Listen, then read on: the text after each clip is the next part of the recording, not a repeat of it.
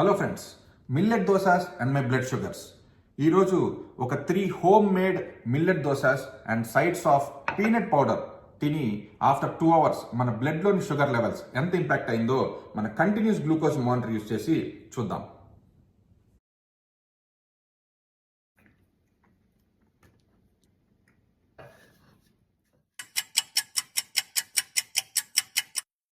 Alright friends, 3 millets dosa తిన్న తర్వాత మన బ్లడ్ షుగర్స్ని ఎలా ఇంపాక్ట్ చేసిందో కంటిన్యూస్ గ్లూకోజ్ మానిటర్ యూస్ చేసి ఇప్పుడు చూద్దాం.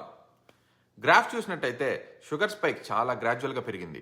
డయాబెటీస్ని కూడా మిల్లెట్స్తో మేనేజ్ చేయొచ్చని కొన్ని స్టడీస్ చెప్తున్నాయి. నార్మల్ దోశతో కంపేర్ చేస్తే మిల్లెట్స్లో గ్లైసెమిక్ ఇండెక్స్ చాలా తక్కువ అండ్ ఫైబర్ కంటెంట్ చాలా ఎక్కువ. దీనివల్ల బ్లడ్లోని షుగర్స్ చాలా స్లోగా స్పైక్ అవుతుంది ఇన్స్టెడ్ ఆఫ్ క్విక్ స్పైక్స్. నాలాగా వెయిట్ లాస్ జర్నీలో ఉన్న వారికి మిల్లెట్స్ దోశ చాలా హెల్ప్ఫుల్. ఈ వీడియో కనుక మీకు ఇన్ఫర్మేటివ్ అనిపిస్తే ప్లీజ్ ఫ్రెండ్స్తో షేర్ చేయడం మర్చిపోవద్దు.